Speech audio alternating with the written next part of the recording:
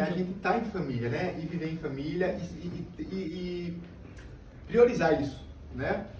Eu me lembro que antes eu não tinha muito, eu não conseguia entender a importância disso aqui que está acontecendo, sabe? A gente junto, a gente reunido, a gente se revendo, né? Procurando saber como tá um com o outro. Isso pra mim, às vezes, na verdade, eu ficava entediado. Pô, reunião de família, velho. Aí um dia, eu passei por uma experiência que me deu uma chacoalhada, né? Eu contei com os meninos que eu fui pra São Paulo, tava jogando bola e acabou, né, acontecendo de eu ter que fazer um teste lá. E nisso aí, eu fui conhecer os meus parentes que estavam lá, muita gente, né? Muitos tios, acho que mais de 10 tios. E aí eu passei uma situação muito constrangedora, porque a família toda reuniu, né, pra me receber, e quando eu cheguei lá eu não conhecia ninguém. Então eu tive que perguntar, como é teu nome, né? Tu é o quê? É tio? É primo? Então eu falei, nossa, isso traz à tona o quê? Que parece que a gente acostumou a viver em distanciamento, né? A gente é a geração do digital, do virtual, né? A gente está conectado com tudo online, mas na vida mesmo parece que cada vez estamos mais distantes. Então, ultimamente, eu e Maria, a gente tem despertado para isso, saber a importância da nossa família, né? Às vezes a gente valoriza só quando perde, né? Então, a gente passou a valorizar isso, né? Esse momento a gente tá junto, e eu acho que isso é algo muito saudável que a gente não pode abrir mão, certo? Então, assim, só o fato da família estar reunida, né, isso a gente já ganhou aqui à noite, né? A gente já ganhou nossa viagem, isso é muito, muito, muito bom, né? Não, esse chazinho de fralda não é sobre fralda, não é sobre isso, é sobre a gente estar reunido, né? E uma das coisas muito boas que a gente pode fazer em família, né, é refletir aqui em torno da palavra. Eu queria ler com vocês um texto aqui no livro do Êxodo. Olha que coisa interessante, tem tudo a ver com isso, com família, com filho, com a Aninha, com eu e Maria como pais, como vocês como pais que são já, né, e família que já constituíram. Olha que coisa interessante, chama a atenção de vocês aqui, dos versículos 15 até o 20. Vai falar assim, ó. O rei do Egito ordenou às parteiras dos hebreus, que se chamavam Sifrá e Puá, o seguinte: quando vocês ajudarem as hebreias a dar à luz, né, a parir, ganhar neném, verifiquem se é menino. Se for, matem-no. Se for menina, deixa-na viver. Todavia, as parteiras temeram a Deus e não obedeceram às ordens do rei do Egito. Deixaram viver os meninos. Então o rei do Egito convocou as parteiras e lhes perguntou: por que vocês fizeram isso? Por que deixaram viver os meninos? Responderam as parteiras ao faraó: as mulheres hebreias não são como as egípcias.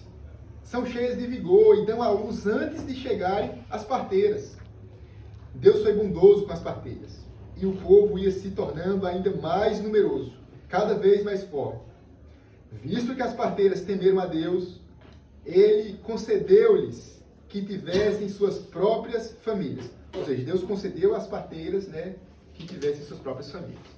Amém? Amém. Uma passagem interessante. Essa passagem é tão importante e ela fala tanto conosco, né, nos dias de hoje. Eu consigo enxergar nela aqui pelo menos 3 grandes lições, sabe? Que se aplica diretamente para os nossos dias, para esse período que a gente está vivendo. Só que antes de chegar nas lições, só para a gente dar uma contextualizada, né? Entender melhor esse texto, né? Alguns aqui têm o hábito de ler a Bíblia, outros talvez não. Então vamos só contextualizar esse episódio aqui, né? Dentro da história das Escrituras. Deus, ele escolhe um povo, né? Para ser o seu povo de modo especial, o povo de Israel. E esse povo, ele passou por muitos períodos críticos, né, na história dele. E um deles foi quando eles foram parar no Egito. Pense aí num episódio terrível, né? Houve uma grande fome em toda a terra e só o Egito, era a maior economia da época, só eles conseguiram, né, ter comida e mantimento. Então o povo de Israel tem que ir até o Egito para se manter. Ali a princípio eles prosperam, só que logo depois vem, né, a escravidão. Eles se tornam escravos no Egito. E foi um período de muito sofrimento, uma escravidão muito cruel. Eles estavam sofrendo pra caramba ali. E aí, para acabar de completar, vem essa ordem do rei. Uma lei, um decreto. Se nascer menino do povo hebreu, do povo israelita, morte. Agora, por que isso? A gente às vezes lê e não percebe o que está nas entrelinhas, né? Os israelitas, eles estavam crescendo muito lá no Egito. E ficando cada vez um povo maior, cada vez um povo mais forte, ao ponto do rei do Egito ficar com medo. Mas daqui a pouco, esse povo aí, que hoje é escravo, vai ser maior do que a gente, vai ser mais forte que o nosso exército, e a gente vai ficar numa situação vulnerável. O jogo pode virar, né? E eles podem escapar. Então, assim, a gente precisa controlar esse povo. E aí a ideia brilhante que ele teve, né, foi essa. Bora matar os meninos. As mulheres podiam viver porque a mulher naquela época não guerreava, né? Não entrava para o exército, não representava ameaça. Mas os meninos não. Então, Manuel, tem que matar os meninos. E a forma de morte é pegar essas criancinhas, tirar do ventre, ir lá no rio Nilo e jogar. E ali a criança era morta. Então esse é o cenário, esse é o relato aqui que está havendo nesse texto. E aí vem, né, entra em cena então essas heroínas aqui, as parteiras. Interessante isso, parteira, né? É uma palavra meio estranha. Né? Parteira, olha que coisa. Parteira. Quem foi que foi parir de parteira? Eu.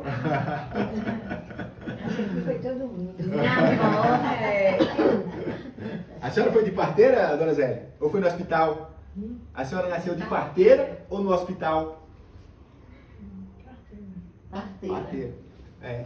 Rapaz, brinca não, que está me dizendo, eu tenho uma amiga na minha idade que foi parteira também.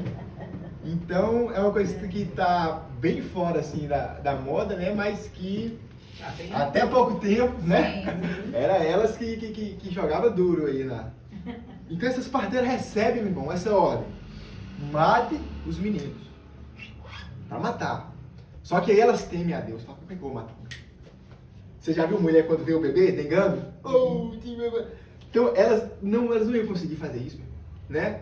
E elas tiveram essa postura corajosa de ir, meu irmão, violar uma lei, um decreto, numa época que não tinha direitos humanos, né? Que violar um decreto não podia custar a sua vida. E elas foram lá e fizeram isso, né? Elas pouparam realmente.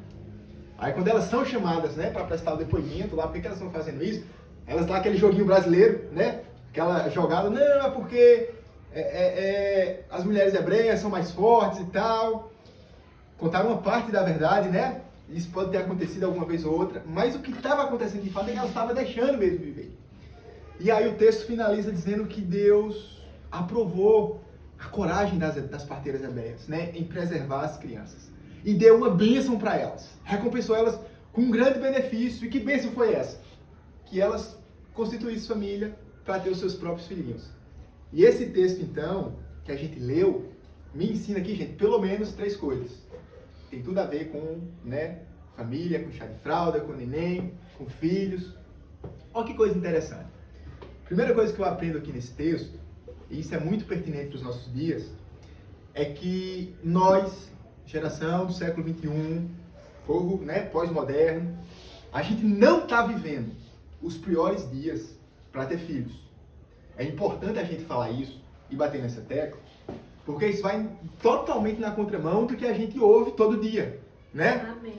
Vocês já devem ter percebido uma coisa, uma queda, né, muito grande na taxa de natalidade, não é isso?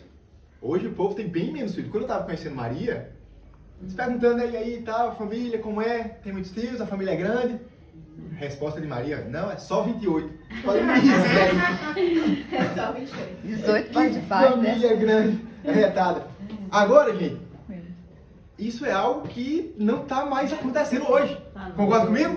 Sim. Não, isso está caindo pra caramba, você não vai achar mais isso, né? As pessoas não estão mais Tem tendo gente que nem filhos. quer um bicho, um cachorro, um gato. Isso. Agora, Preto, quando você vai conversar e perguntar, mas por quê? Aí o primeiro argumento que aparece, um dos primeiros é esse. Tem. O tempo tá ruim. É ou não é? Não, os dias não estão bons. Eu mesmo pensava assim, gente, durante muito tempo. Olha a minha lógica. Não, um mundo ruim do jeito que tá. Esse mundo tudo doido, confuso. Cabeça pra baixo. Eu vou trazer um menino, uma menina pro mundo desse? De jeito nenhum. Então, a gente tem essa ideia. Parece que a gente tá vivendo o pior cenário do mundo. De tanto ouvir isso, parece que não, o tempo, esse tempo não pode ter. Se repete, isso Né? é verdade. Aí, quando eu olho para um texto desse, isso dá um estalo. Calma aí.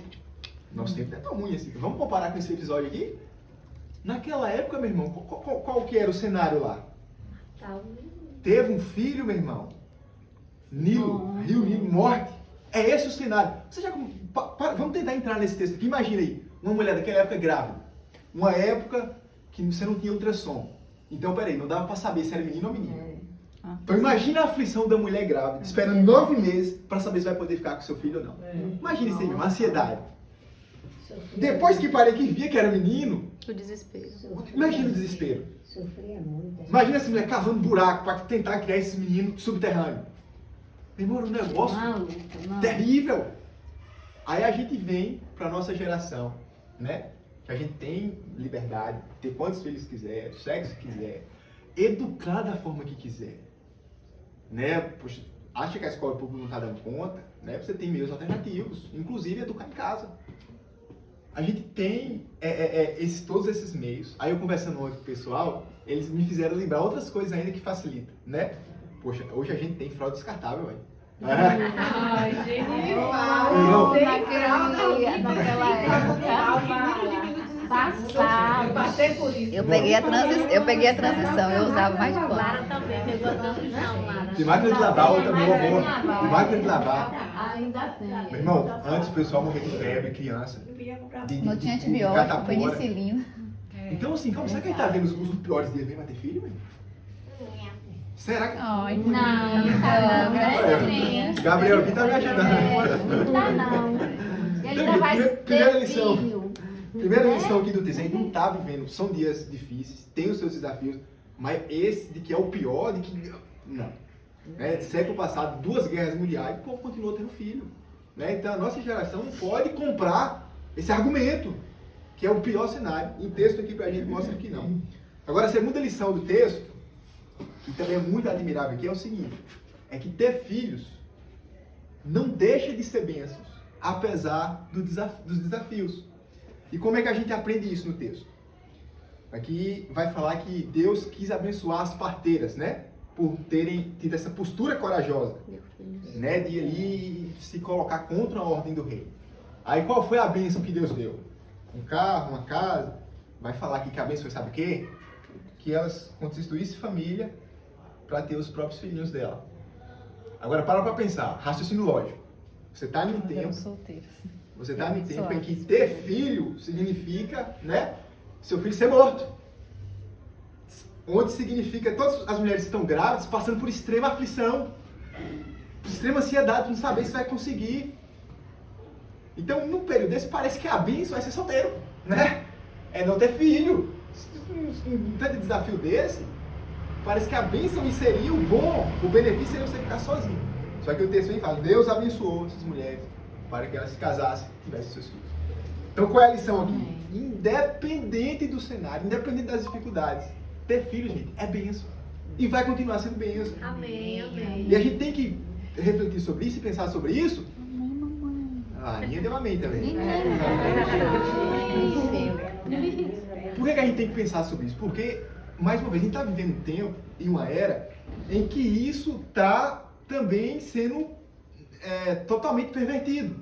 É muito mais fácil hoje se falar e se bater na tecla das partes negativas não, dos desafios de ter filho, do que da bênção que isso representa. Então você vai encontrar todo mundo falando, é caro, tem muito gasto, deforma o corpo da mulher, dá trabalho. Todo mundo vai falar. Então, de tanta gente ouvir só isso... Vai interferir na carreira. Isso, a minha carreira, meu futuro. Então daqui a pouco não, então ter filho parece que é um negócio ruim, então. No nosso tempo parece que está virando assim, né? Muitas pessoas quando recebem a notícia da gravidez, é uma aflição. Olha, depois que... Né assim, olha... Ui, meu Deus... Né? Parece que foi uma notícia ruim. Então, o texto mostra aqui pra gente, irmão, que a gente não pode entrar nessa, gente. Irmão, veja a mulher ter o privilégio, a honra de gerar uma vida. Loucura, né? Tem uma criança ali na barriga. Meu Deus do céu, isso é Guardado aqui. tremendo. Como é que pode? Você quer saber se isso é ou não bênção? Eu faço sugiro um desafio aqui. Pergunto para as mulheres que são mães aqui. Né? Fala assim, mas você arrependeu, os meninos? Hã? Sou muito feliz. Três bênçãos. Só tem que agradecer a Deus. Dê a dádiva, gerar uma vida. Imagina um negócio desse, na então. gente. Nossa. Maravilha. Ó, agora sim, pra gente caminhar pro fim, eu quero meditar aqui com vocês na terceira lição desse texto. Terceira e última, porém essa última é mais importante. Por isso eu peço a atenção de vocês, porque esse texto vai ensinar pra gente aqui, em terceiro lugar, o quê? Terceira lição, né? É que o plano de Deus para salvar a humanidade, ele prevalece na história. O plano de Deus venceu, e é isso que o texto ensina com mais importância aqui sobre tudo. Em que sentido? Quer ver? Presta atenção. O povo estava escravo, esse povo era o povo de Deus, e eles estavam clamando a Deus, né, para poder serem libertos daquele e poder voltar para o país deles. E então Deus atende, né? Deus tem um interesse, Deus quer salvar, porque Ele é um Deus salvador. Só que tem uma barreira muito grande aí. O libertador que está prestes a nascer, né? Que seria o Moisés, acho que todo mundo conhece a história de Moisés, né? Quando ele abre o mar vermelho ali que o povo passa, é nesse contexto, é tirando o povo da escravidão. Então Moisés é um dos meninos que está, né, prestes a nascer e que pode morrer. Então parece que o plano de Deus de libertar o povo parece que vai fracassar, parece que não vai dar certo. O libertador não vai nem chegar a virar adulto, vai morrer ali como quando criança mesmo. Só que o que acontece? O plano de Deus de salvar a gente sempre prevalece. Moisés consegue escapar de uma forma muito milagrosa ali, por um fio, né? Moisés escapa, vive, se torna homem, e tempos depois vai ser o grande libertador, e o povo de Israel é liberto, é salvo, e o plano de Deus de salvar na história prevalece. Esse episódio aqui, de Deus salvando, o plano de Deus de salvação prevalecendo, ele aponta para um episódio de salvação ainda maior, que é, na verdade, a mensagem maior de toda a Bíblia. Você vê, olha, parece que a Bíblia é um livro grande, né? Mas aqui não tem apenas um tema. A Bíblia está toda estruturada em torno de uma grande história, a história da salvação da humanidade. Deus redimindo o ser humano. E nessa grande salvação, que não é só o povo de Israel, mas é a todos os povos, não só naquela época, mas em todas as épocas. Então, nessa grande salvação, o plano de Deus também prevaleceu. Aquele que Deus quis enviar para poder salvar a humanidade foi enviado. E o que eu acho interessante, olha como a Bíblia é perfeita. Da mesma forma que houve uma resistência, um obstáculo para tentar frustrar o plano de salvação lá, na época de Moisés, houve também na época de Jesus Cristo, que é o grande Salvador. Tem um episódio, inclusive, muito interessante. Quando Jesus nasce, o rei da época, né, o imperador romano Herodes, ele sabe disso. Nasceu um menino aí, e o povo está falando que ele é o rei, o grande rei. Ele não entendeu, meu irmão, que era um rei espiritual, de um reino celestial. Ele achou que era um rei governador igual ele. Ele se sentiu ameaçado. E o que foi que ele fez? Mandou matar todas as crianças lá do lugar onde Jesus nasceu. 2 anos para baixo. Mas, mais uma vez, o plano de Deus de salvar os seres humanos prevalece. Jesus consegue escapar. Fica um tempo fora. Não foi morto junto com a maioria das crianças que foram. E aí fica adulto, se torna homem, então se apresenta a Israel para iniciar a maior obra de todos os tempos, a obra de salvação. Que coisa gloriosa, gente. O plano de Deus nunca falha, né? O plano de Deus para salvar o pecador. Então esse Jesus, o que veio para libertar e para salvar o povo, ele desenvolve, né, o ministério dele espetacular. Ele falou o que ninguém jamais falou, ele fez o que ninguém jamais foi capaz de fazer. Imagina um homem que multiplicava, né, pão, um homem que ressuscitava mortos, curava os doentes, andava sobre as águas, acalmava o vento, a tempestade. Tudo isso provando que ele era realmente o verdadeiro Salvador. Coisas maravilhosas, ninguém fez, ninguém pega os grandes estudiosos, os grandes cientistas, ninguém chega perto de fazer o que ele fez. Só que a maior coisa que Jesus Cristo fez não foi nenhuma dessas. Não foi multiplicar pão, não foi curar, não foi ressuscitar. A maior coisa que Jesus Cristo fez foi nos seus últimos dias de vida, quando ele assume uma cruz e é pregado ali. Ali está a maior obra de salvação, na cruz do Calvário. E pense, irmão, quando eu começo a pensar nisso, eu fico muito tocado. Porque a gente hoje não sabe o que significava a cruz, porque não é uma coisa do nosso tempo. Nosso tempo tem direitos humanos, né? Dificilmente você vai ver alguém crucificado em meio da rua. Mas naquela época, o que é que crucificação representava? Era o meio mais cruel e mais humilhante, Manuel, de se punir uma pessoa, de se condenar uma pessoa. Era tão humilhante. Na faculdade, a gente tem uma matéria, História do Direito, né? E aí a gente vai comparar os direitos de outros povos, de outras gerações. A gente estuda o direito romano, a gente vê lá uma coisa interessante. Um romano não podia ser crucificado, porque era algo tão humilhante, tão vil, que ninguém aceitava um cidadão normal ser crucificado. Sabe? O cara podia ser estuprador, podia ter matado, podia ter roubado, mas ainda assim restava um pouquinho de dignidade. Punia de outra forma, mas não com a cruz. A cruz era só para quem era pior dos piores. Só porque era injusto, perverso, indigno. E aí você olha para a vida de Jesus Cristo, ele acaba pregado na cruz. Isso aqui é um paradoxo muito grande. Porque o único homem justo que a terra viu foi o que morreu como se fosse o pior. O que vai entender? Tem umas coisas que é difícil de entender, né? O único que foi perfeito, o único que amou a Deus, o único que não teve pecado, morre como se fosse o pior pecador. E por que isso? Por que isso foi necessário? Cristo, ele não era pecador, ele não era mau, ele não era perverso, mas ele veio a esse mundo para representar uma raça que é sim má, perversa, pecadora, que é a nossa raça, gente. Nós somos muito pecadores. Muito, muito. E quando eu falo isso, parece que a gente tem nem noção de quanto que a gente é pecador. Porque o tanto que a gente é pecador é o tanto que a gente tende a nos justificar. A gente tem essa tendência, né? De nos apresentar como pessoas boas. Não, mas eu sou gente boa, eu sou legal, eu não sou perfeito, né? Mas eu tenho meu negocinho aqui que me justifica. Um caso que eu sempre conto. Deixa eu contar eu já estou finalizando, só para a gente fechar o raciocínio. Seu amiguinho. Para vocês verem o que é a tendência do ser humano de se justificar. Eu tenho um amigo, da minha época, a gente estudou junto, e depois, quando ele cresceu, ele se desviou totalmente, né? Entrou para o mundo do crime, se tornou um bandidão lá na minha cidade, rouba banco, quadrilha, traficar, usar as piores drogas, se tornou um bicho. E aí, um dia eu tive a oportunidade de conversar com ele. E eu estava falando, compartilhando, que eu estou compartilhando com vocês aqui, o Evangelho de Cristo. E eu cheguei nesse ponto de falar que nós somos pecadores, né? Aí eu falo, velho, tu é pecador, meu irmão. Não é um cara bom, não. Eu pensei que ele ia concordar, né? Porque, poxa, o cara é bandidão. Ele vai concordar que ele é ruim. Não é possível, né? Só que aí não.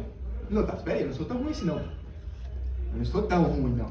Eu sei que eu não sou perfeito, mas eu tenho meus negócios, eu tenho meu... Aí ele foi dar agora, tem um exemplo para mostrar o tanto que ele era bom, sabe? Olha o exemplo do cara. Um dia, tá, eu tava roubando o banco. Começa assim a história dele. Pra dizer que ele era bom. Um dia eu tava roubando o banco. Aí foi eu e meu parceiro. Aí eu entrei lá no gerente e tava lá, passando a mão no dinheiro do gerente. Quando eu olho pra trás, olha o que eu vejo.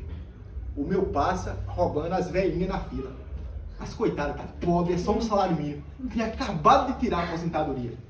Meu parceiro não tem piedade, não. Eu parei lá, voltei, falei, olha, não rouba as senhorinhas, é só o dinheiro do governo. Então, tá vendo que eu sou um cara bom? Eu sou bom. O ser humano nunca vai reconhecer que é pecador, né? A gente tem essa natureza de tentar A vaidade leva isso. de tentar fazer que a gente é bom. E toda vez que a gente acha que a gente é bom, é porque a gente está usando o padrão errado. Às vezes a gente vai olhar para nós com esse padrão do mundo. Não mato, não roubo, né? Não fumo. Pronto, sou um cara, dou uma cesta básica de vez em quando, então estou na justiça. Gente, só que quando nós formos comparecer diante de Deus, a gente não vai ser julgado, não é com esse padrão, não mata, não fuma, não rouba. A gente vai ser julgado é com base no padrão dele, meu irmão. E qual é o padrão de Deus? Os 10 mandamentos que diz. Ô, Gorete, ó. Bora, só pra gente ver o padrão de Deus. Vou pegar 2 mandamentos aqui dos 10. Não vou pegar os 10 todos não, porque não toma muito tempo. 2 mandamentos dos 10 só. Um deles, não adulterarás. Quem é que passa nesse? Durante muito tempo, o povo entendia que esse mandamento quer dizer que você não podia ir pra cama com outra mulher, ou outra mulher com outro homem. Era esse o entendimento que se tinha. Aí vem Jesus. Explicar o que é esse mandamento, na verdade, né? Na verdade, eu vos digo, se vocês verem outra pessoa no coração cobiçar. Em verdade, os que já cometeram adultério no coração. Então não precisa você consumar. Não precisa ir para a cama. Viu, cobiçou, adúltero. Outro mandamento. Não matarás. Quem é que passa nesse aí? Meus antecedentes criminais estão limpos, pô. Pode ver lá. Nunca fui condenado a matar ninguém. Só que aí vem Jesus explicando o que é isso. Ele vai falar assim, eu porém vos digo, se vocês odiarem o seu irmão, vocês serão réus do inferno. Ele fala assim, meu. Como se fossem assassinos, né, amor? Como se fossem assassinos. Matar aquela Então, pessoa. não precisa você derramar sangue. No coração você odeia a pessoa, meu irmão. Sabe, porque o maior propósito de Deus não é que a gente não derrame sangue, é que a gente ame. Então se a gente não derrama sangue, mas odeia a pessoa, briga com a pessoa, é de má, assassino. Então diante do padrão de Deus é isso, meu irmão. A nossa raça então seria adúltera, assassina e por aí vai. Então nós somos um povo ruim, gente. Eu sei que não é comum falar isso, né? Mas eu sou da época antiga ainda. Em verdade tem que ser falado, né? E a verdade é que não existe nenhum gente boa aqui não. Nenhum legal. Tá todo mundo uma raça ruim. Somos nós. E aí vem ele, meu irmão, para representar essa raça. E por isso que ele é pregado. Ali ele estava recebendo a punição que é devida a nós. Pecado que precisa ser punido. Deus é um Deus justo. Com Deus não tem esse negócio de colocar debaixo do tapete, não. Justiça tem que ser punida. Então ele estava sendo punido em nosso lugar. Olha que coisa gloriosa. Então quando ele morre por nós. Ele paga a nossa dívida. Olha que coisa maravilhosa. Paga a nossa dívida. Está tudo pago. Ele sofreu em nosso lugar. Que bênção, meu irmão, isso. E aí, para finalizar, a morte dele foi uma maravilha para nós, foi para nos substituir. Só que as pessoas não entenderam isso no primeiro momento. Muito pelo contrário, eles acharam que a morte foi um grande fracasso. Que Salvador é esse que vem e morre igual um Zé Ninguém? Que Salvador é esse? Que rei da vida é esse que agora está numa tumba? O povo parou de crer em Jesus. Morreu, acabou. Só que ao terceiro dia, ele ressuscita. E essa ressurreição é a prova de que ele realmente é o Salvador que devia vir ao mundo. E que agora não existe esperança para nós pecadores. Essa raça ruim que somos nós. A gente não precisa ter um fim de condenação, meu irmão. Deus amou o mundo, ele enviou o Filho dele. E agora ele abre essa porta para a gente. Né? Para que a gente se arrependendo, reconhecendo que nós somos pecadores, né? A gente possa crer realmente nele. Deus promete salvação a todos os que creem. E fé é fé mesmo, de verdade, né? Essa fé que a gente está acostumado a ver no Brasil, não. Essa fé de, né, só teoria e não prática. A fé que salva é uma fé de compromisso. É você realmente, meu irmão, andar com Deus, sabe? É você realmente levar a palavra no seu dia a dia. É você se submeter à palavra. É isso que é fé de verdade. Nosso Brasil tem, nosso país, nosso Brasilzão tem muito isso. Sou cristão, sou católico, sou evangélico e não vive na prática. E conduz a vida de todo jeito. Isso não é fé, gente. Fé na Bíblia é você realmente se submeter à palavra. É isso que é fé. Então Deus nos chama hoje para a gente viver essa fé. Esse mundo está aí, né, perverso, todo perdido, mas há esperança. A esperança não é o governo A, não é o governo B. Pensa que coisa feia a igreja evangélica fez, foi envolver com política, com Bolsonaro. Isso não tem nada a ver, gente. O que salva é Jesus Cristo. É a fé nele. É isso que é o evangelho. E é isso que a gente deve crer, né? Salvação é pela fé. Então, procurem saber mais sobre isso, sabe? Ele não foi um homem qualquer, gente. Ele dividiu a história. Não é possível que a gente vai passar nesse mundo e não vai procurar levar a sério, sabe? Essa mensagem. Nós possamos sair daqui dessa noite com um coração mais reflexivo, né? Como que a gente tem conduzido a nossa vida? Qual tem sido o nosso tipo de fé? Uma fé verdadeira ou uma fé teórica, né? Só de ir na igreja ali no domingo e depois segunda-feira é de todo jeito que vive. Deus nos chama a verdadeira fé em Jesus Cristo. E é isso que eu quero ensinar para minha filha, além de amar, de cuidar, de prover, de proteger. O maior desejo é que ela creia nessa mensagem. Eu não estou tão preocupado se vai ser muito bonita.